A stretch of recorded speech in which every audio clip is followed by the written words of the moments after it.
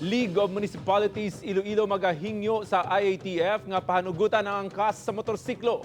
Commercial flights sa Iloilo Airport suspendido sa gihapon. Ining gintutukan ni Daryl Marie Sarmiento. Ginalauman sang probinsya sang Iloilo nga mabatak ang ekonomiya subungayaran na ini sa Modified General Community Quarantine. Sa Executive Order 128 nga ginpirmahan ni Governor Arthur Defensor Jr., halos bukas na ang tanang establishmento sa probinsya, kag sarang na makabisita sa tourist spots. Pahanugutan naman ang mga pagdalilipon o kung mass gatherings. Apang, dapat sa gihapon nga magsuksok sang face mask kag mag-obserba sang social distancing kag proper hygiene.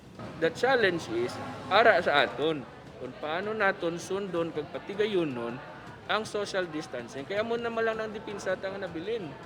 Ang social distancing tungod kay ginasugtan na ang tao nga magwa sa ilang balay. Mahimo naman nga makabaligya o kung makabakal sa makahulubog nga ilimnon matapos ginlift na ang liquor ban sa bugos nga probinsya. Ang mga pasahero sang public utility vehicles ang 50% sa gihapon. Apang, sa pagsinapol kay Ines ang aga ginhingyo sa mga alkaldes ang banwa nga dugangan ng pasahero sa mga tricycle sa tatlo. Subong man nga pahanugutan ang angkas sa mga motorsiklo. Single motorcycle to back ride to angkas.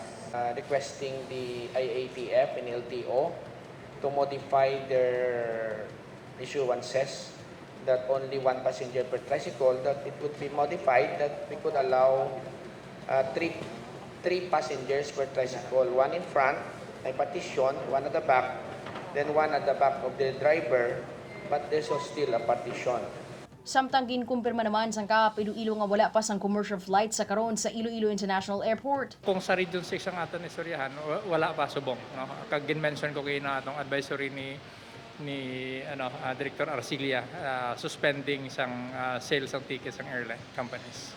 Panumdum sang provincial government nga bisan nagkalugda ang sitwasyon sa probinsya, kinahanglan sa gihapon magsunod sa health protocols sang pumuluyo agud makalikaw sa COVID-19. Upod kay Hans Desierto, Daryl Marie Sarmiento, One Western Visayas.